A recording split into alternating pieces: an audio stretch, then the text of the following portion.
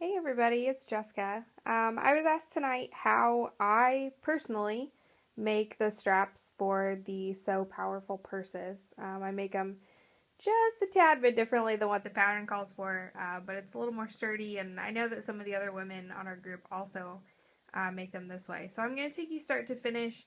This would be a strap that you would sew to the outside of the bag, which is what the pattern calls for. I'll tell you what the modification is for a bag that you would sew into the lining itself. That one you would do just a little bit differently. But what I'm going to show you makes a really nice squared off finished strap that you can sew on to the outside. So the first thing you'll see is that I've got two strips here for my strap. These are 4 inches wide. And really, you just need a piece that is, I cut mine down to about 54.5 inches. So if you can get one whole piece that is that long, that's great. If not, otherwise, you're going to take your 2 pieces and you're going to lay them right sides together, just like this. If you're familiar with quilting, this is a quilting technique. And I will overlap mine by about, quarter, half of an inch or so. I kind of line up my selvages here, which you can see. I'm going to pin that, and I'll show you here in a second. I'm going to draw a line from corner to corner, a diagonal line here. And then I'm going to actually sew on that line. And what that's going to do is it's going to offset your seams from each other so that your strap isn't as bulky. So I'll draw that line and I'll come right back. Okay, so here you can see I've drawn that line from corner to corner. And now I'm going to take it to my machine and I'm going to sew right on that line. Alright, so you can see that I've sewn right on my line there. It's a little hard to see in the dark, but you can mostly see it. And now what I'm going to do is I'm going to cut away from that line a quarter of an inch, so that way I can press my seam nice and open and flat. So you're going to want to cut away the corners that don't matter. Make sure you cut on the correct side. You don't want to accidentally cut the strips that do matter. So I'm going to cut that, and then I'm going to take that to my ironing board, and I'm going to press it flat from both sides. So here you can see that I've pressed my seam open, and it's a nice diagonal seam so that when we get ready to fold this in half in a few minutes here, my seam pieces are going to be offset from each other, and that'll just make the strap lay a little bit flatter. So now I'm going to trim my long strip to 54.5 inches, and that's just because I like to have about 1.5 inches of strap on the bag to sew that rectangle and X around at the end. If you don't want that big of a rectangle on your piece, you can still cut it at 51.5 inches like the pattern originally calls for. So I'm going to trim that down, and then I'll take it back to the ironing board to show you the next step. So here you can see this is my trim strip. I've trimmed it to 54.5 inches like we talked about earlier. And the first thing that I'm going to do is I'm just going to take this and I'm going to fold it wrong sides together in half. And I'm going to press. And I want to be pretty precise about it. I want to make sure that those right sides, this edge right here, lines up well. And I want to make sure that these bottom edges line up well too. It usually takes 2 hands to make sure you're not stretching and warping the fabric. So I'm going to go ahead and press my whole strip in half, and then I'll come back. Okay, so here you can see I've got my strap pressed in half, wrong sides together all the way down, and it kind of goes off the ironing board there. And not only that, but I have it pressed in half, but when I open it back up, you'll see that I've actually drawn a line with my marker here so that I can see just exactly where that press line is in half. As I start to do my next set of pressing, sometimes I lose this fold a little bit and it's a little hard to see. So a line will just help me. Since it's going to be on the outside edge of your strap, you won't see it once it's folded if it accidentally bleeds through. But I just use a real thin line marker. You could also use a pencil. Just something that'll help you see this line. So what I'm going to do is I'm going to open it back up after I've pressed it in half. I'm going to open it back up. And then I'm going to take the top half here and I'm going to fold it in towards this line. And again, you want to be pretty precise with this. You want to make sure that this edge, this right side edge right here, lines up. And I'm just going to press this in half all the way down my strip, down all 54 inches. After I've done that, I'm going to take the bottom and I'm also going to fold it in towards the center. So fold it in half. So I'm pressing and folding these all wrong sides together, but the strip is going to look almost like a completed strip after we do this. So again, you're going to take this top right here, you're going to open it up after you've pressed it flat. You're going to take the top, you're going to fold it in half down to your line or down to your fold if you don't want to make a line. And you're going to do exactly the same with the bottom right here. You're going to fold it up and fold it in half. So now I'm going to go ahead and press that, and I'll show you what the next step is. Okay, so you can see here that I've got my strap pressed now, and again what I did, there's my line from when I folded it in half the first time, and I folded the top down to meet that center line, and I folded the bottom up to also meet that center line. And with my home deckway fabric, it kind of wants to pop open, which is what that middle seam wants to do too, so that's why I draw a line. Alright, and so here's where the magic happens. This is where I stray from the pattern the most. If you do not want to sew your strap to the outside of the bag, like the pattern tells you to do, then you will just take the top and fold it down in half, just like this, and you will press it in half the rest of the way, and you'll top stitch on both sides, and you'll be done. If you do want to apply it to the outside of the bag, I've got a really cool way to make sure you get a nice squared edge so your edges don't look sloppy on the outside of your bag. Ours is going to start out similarly to the other way. We're just going to take this top piece and we're going to fold it down on top, or fold it down on the bottom piece just like this.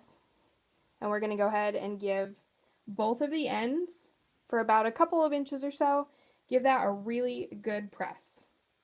Okay, so I'm going to go ahead and do that, and then I'll come back. Alright, so I've come back to my sewing table now. I'm getting ready to come back to my sewing machine here.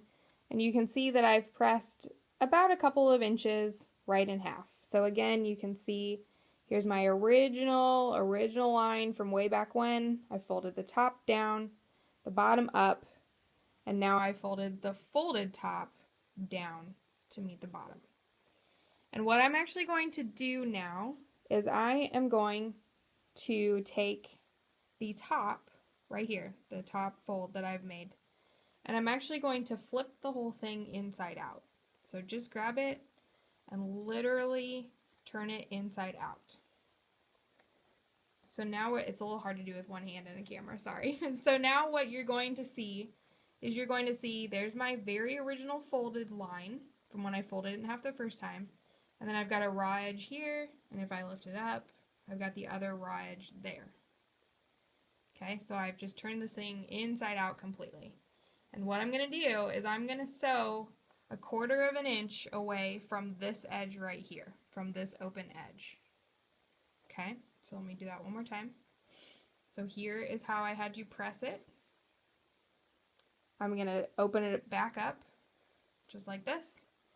And I'm going to literally fold it inside out, just like that. So again, you can see I've got a raw edge on the bottom here. Here's my original line, and then I've got a raw edge on the top. And now I'm going to line this back up when I have two hands again to do it, and I'm going to sew 1/4 of an inch away from this edge right here. So here we are. You can see right here on this right edge right here, I've sewn 1/4 of an inch away from that. And when you pick up your strap, if you kind of shake it a little bit, it looks like the strap is inside out. And you're like, oh my gosh, why would she have me sew the strap inside out? Well, because we're actually going to turn it inside out. So I've done this 1/4 inch thing to both sides of the strap. So you'll see I've done it to this one, and then here's my other side too. And what we're going to do is we're going to clip the corners right off of this so that we can turn it inside out and get it to lay really nice and flat. So if you've never clipped corners, you're just going to clip from just right above your stitch line. Make sure you don't hit your stitch line, and just go clip it up at a diagonal. And that's going to help us reduce the bulk in our seams. And there we go. There's my clipped corners. You don't have to be terribly precise about it. Just don't clip your stitches. And then I'm going to take the strap and I'm going to push this part out and turn it inside out. Again, this will be a little difficult with only one hand, but I'm going to do the best I can here.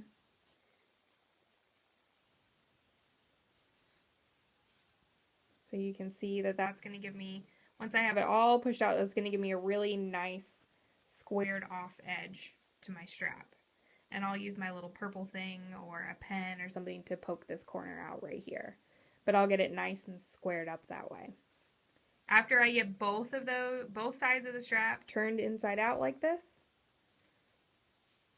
nice and square, I'm going to take it back to my ironing board and I'm going to iron the whole thing in half. So like we started to before we did this 1/4 inch thing, I'm going to iron the whole thing in half and then I'm going to top stitch on both sides just like the pattern calls for. So what that's going to give me is a finished 1 inch wide strap with nice squared off edges and nice finished closed edges. So that way you don't have to do what the pattern calls for where you sew it on with a 1/4 inch seam and then fold it up on top of that. This will be nice and square and it'll be nice and stiff and you won't have to worry about it coming unraveled. So like I said, I'm going to take this back to my board and I'm going to fold the whole thing back in half this way and press top stitch on both sides and I'll be done. And a few minutes of stitching later and I've got a finished strap here. Here's the edge of this one so you can see how nicely that's squared off after I pushed out the corners there. Top stitch on both sides and it's ready to go. I wanted to quickly explain what the difference here is, just in case you're thinking about which way you'd rather go. This one takes just slightly more time, but where this really comes into play is in step 32. So here's another strap that I have finished here, and I left these edges raw. So I can stick my finger on the inside of this. I didn't do the squared up method. And what I'm going to do with this one is I'm going to sew it into a bag at step 32, which is where you put the bag inside of the lining. So you can see here that my strap is sewn inside that lining. So when you flip it all out, flip it all right sides out, it's tucked in there nice and neat. This strap, after sewing it in this way, will be 51 inches long this way, all tucked nice and neat. I prefer to do it this way, but sewing it to the outside of the bag is just fine too. You don't need to nicely square off your edges in this one because it's going to be hidden inside of the bag, so it doesn't really matter. What I just showed you how to do is for if you have a bag that is already finished, like the body of this bag. I'm going to take that strap, we'll pretend that these match, and I'm going to line it up about 1.5 inches down on the side of my bag. So we'll guesstimate that's about 1.5 inches. And now I'm going to sew my rectangle and my X around it that way.